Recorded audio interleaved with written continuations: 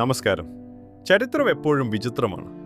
നമ്മൾ സ്കൂളുകളിൽ പഠിച്ചിട്ടുണ്ട് 1914 ഒന്നാം ലോകമഹായുദ്ധം നടന്നുവെന്ന്. പക്ഷേ നമ്മളെ പഠിപ്പിക്കാത്തൊരു കാര്യമുണ്ട്. ലക്ഷക്കണക്കിന് ആളുകൾ മരിച്ച, സാമ്രാജ്യങ്ങൾ തകർന്ന ആ വലിയ യുദ്ധം ഒഴിവാക്കാമായിരുന്നു. അതെ, അത് ഒഴിവാക്കാമായിരുന്നു. ഒരു ഡ്രൈവർക്ക് പറ്റിയ ചെറിയൊരു തെറ്റ്, ഒരു കാർ വഴിമാറി സഞ്ചരിച്ചത്, ഒരു സാൻഡ്വിച്ച് കടയുടെ മുന്നിൽ ആ കാർ നിന്നുപോയത്, ഇങ്ങനെയുള്ള തീർത്തും അവിശ്വസനീയമായ ചില നിമിഷങ്ങളാണ് നമ്മുടെ ഇന്നത്തെ ലോകത്തെ സൃഷ്ടിച്ചത്. ചരിത്രത്തിലെ ആ ബട്ടർഫ്ലൈ ഇഫാക്റ്റിനെ കുറിച്ചാണ് നമ്മൾ ഇന്ന് സംസാരിക്കുന്നത്. നമുക്ക് പലപ്പോഴും തോന്നും ലോകമഹായുദ്ധങ്ങൾ വലിയ നേതാക്കളുടെ വലിയ തീരുമാനം കൊണ്ടാണ് തുടങ്ങിയത്. പക്ഷേ ഒന്നാം ലോകമഹായുദ്ധം ഒരു തെറ്റായ വഴിത്തിരിവ് കൊണ്ടാണ് ആരംഭിച്ചത്. ചെറിയൊരു നിമിഷം, ഒരു വിമിഷം, ഒരു വ്യക്തി ലോകചരിത്രം മാറ്റി. വർഷം 1914 ജൂൺ 28, സരയേവോ. ഒരു ശാന്ത രാവിലെ. കടകൾ തുറക്കുന്നു, ചായക്കടകളിൽ പുക ഉയരുന്നു, കുട്ടികൾ സ്കൂളിലോടുന്നു, ആളുകൾ റോഡിലൂടെ പോകുന്നു. എല്ലാവരും ഒരുപാട് സാധാരണ ദിനം പോലെ കരുതുന്നു. പക്ഷേ ഈ ഓർഡിനറി മോർണിംഗ് എക്സ്ട്രാ ഓർഡിനറി മോമെന്റിനെ വിറ്റ്നസ്സായി മാറുന്നു. അന്ന് അവരുടെ വിവാഹ വാർഷികം കൂടിയായിരുന്നു. സൊഫിയോടൊപ്പമുള്ള ആ യാത്ര ഫ്രാൻസ് ഫെർഡിനൻഡിന് വെറുമൊരു പൊളിറ്റിക്കൽ വിസിറ്റ് ആയിരുന്നില്ല, അതൊരു വ്യക്തിഗത ആഘോഷം കൂടെയായിരുന്നു. Archduke Franz Ferdinand, Austria ഹംഗറിയുടെ അടുത്ത രാജാവ്, തുറന്ന കാറിൽ യാത്ര ചെയ്യുന്നു. അവന്റെ ഭാര്യ സോഫി അവന്റെ അടുത്തിരിക്കുന്നു. അവർ ചിരിക്കുന്നു, വേവ് ചെയ്യുന്നു, unaware of what is about to happen. ലൈഫിൽ ഇത്തരമൊരു കോയിൻസിഡൻസ് ഉണ്ടാകുമെന്ന് അവർക്കറിയില്ല. പക്ഷേ റോഡിന്റെ ഓരോ ഭാഗത്തും ചില കണ്ണുകൾ മറ്റൊരു കാര്യം നോക്കുന്നു. ദ ബ്ലാക്ക് ഹാൻഡ് എന്ന രഹസ്യ സംഘടന പരിശീലിപ്പിച്ച 6 യുവാക്കൾ പൊളിറ്റിക്കൽ മോട്ടീവിടമാക്കിയാണ് നിൽക്കുന്നത്. അവരുടെ ലക്ഷ്യം സ്വാതന്ത്ര്യമാണ്, മാർഗം അക്രമവും. കയ്യിൽ ബോംബ്, ഹൃദയത്തിൽ വെണ്ടേറ്റ. അവർ കാത്തിരിക്കുകയാണ്. ടൈമിംഗ്, ഡിസ്റ്റൻസ്, ഫോക്കസ് എല്ലാം പെർഫെക്റ്റ് ആകണം. ആദ്യ ശ്രമം. നെദെൽകോ ചബ്രീനോവിച്ച് എന്ന യുവാവ് ബോംബ് എറിഞ്ഞു. പക്ഷെ തെറ്റായി. രാജകുമാരന്റെ കാർ മറന്നു, അയൽവാസിയുടെ കാറിൽ വീണു. പൊട്ടിത്തെറി, ആളുകൾ അലറിയോടുന്നു. ഫ്രാൻസ് ഫെർഡിനാൻഡ് രക്ഷപ്പെട്ടു. ഇവിടെ തന്നെ ഹിസ്റ്ററി എൻഡാകേണ്ടതായിരുന്നു. ആ യുവാവ് ആത്മഹത്യ ചെയ്യാൻ ശ്രമിച്ചു, പക്ഷെ അതും പരാജയപ്പെട്ടു.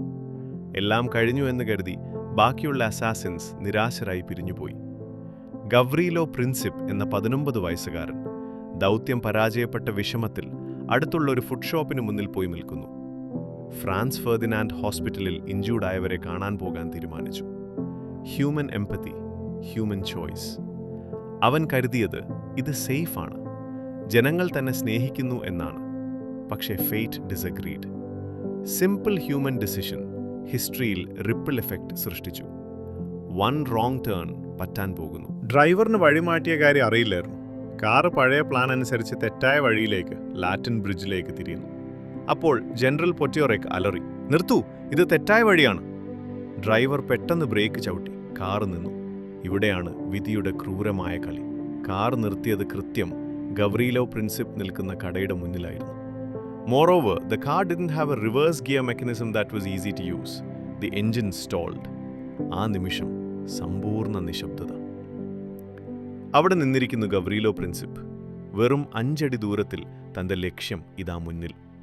അവൻ വിശ്വസിക്കാൻ കഴിഞ്ഞില്ല. കാർ അനങ്ങുന്നില്ല, തിക്കും തിരക്കുമില്ല. Princip draws his gun. 2 shots fired.